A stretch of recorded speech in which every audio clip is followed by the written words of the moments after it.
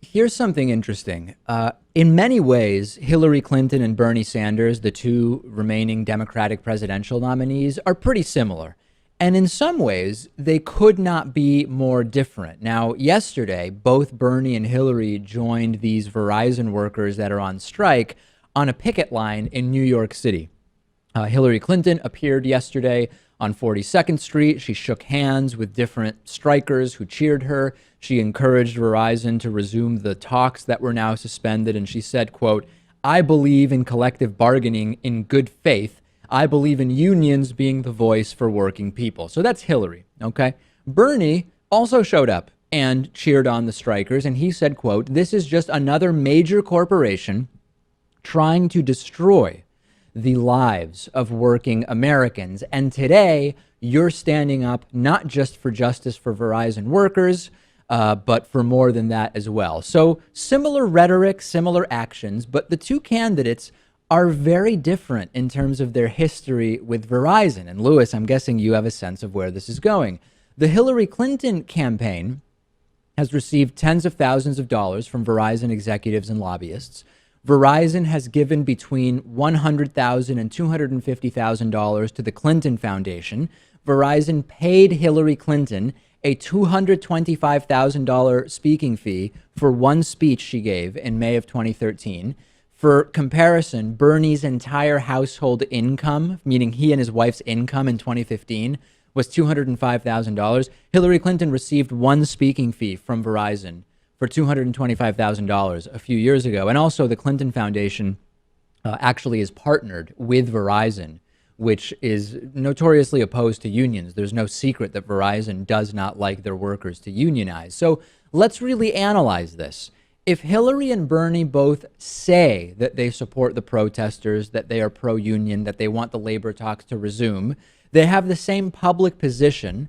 What difference does it make, Lewis, if Hillary Clinton received almost $250,000 for giving a speech to Verizon? If Verizon, in spite of her pro-union opinion, wants to pay her to speak, isn't that their prerogative to waste that money?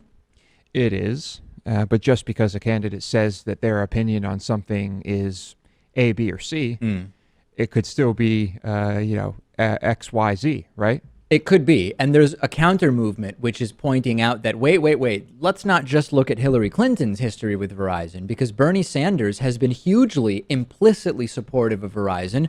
Public records show that Bernie Sanders' campaign has paid Verizon in the six figures for telecommunications services, over $130,000 in payments to Verizon since last year. Sanders' congressional campaigns and his leadership PAC have also paid for Verizon services. But I think there is a difference, Lewis. I mean, we have Comcast service here in the studio.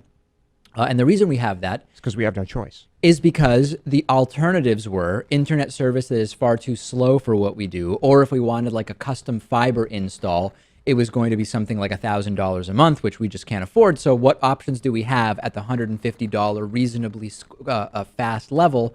Comcast, do we endorse Comcast business practices? Do we think Comcast is a great corporation? No. So I don't know at all that this is a fair comparison saying, well, Hillary received speaking fees from Verizon and Bernie used Verizon services during his campaign. I don't think that they're at all equivalent.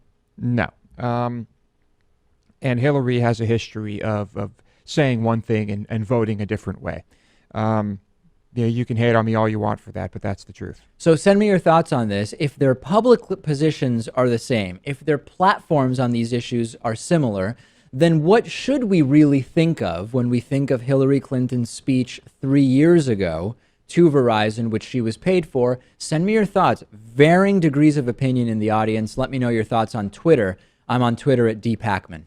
FreshBooks is offering David Pakman Show listeners a 30-day free trial of their service. I'm obviously the host of the David Pakman Show, but I also run the business that is the David Pakman Show, and I want to spend as much time as possible on the show and growing and improving my business. So FreshBooks lets you get paid more quickly. It helps with invoicing. It helps with so many of those business administration tools, and it's for freelancers and small businesses who want to get organized on those issues and really focus on growing the business. So to get your 30-day free trial of FreshBooks and support the David Pakman Show, go to gofreshbooks.com/TDPS. That's gofreshbooks.com/TDPS.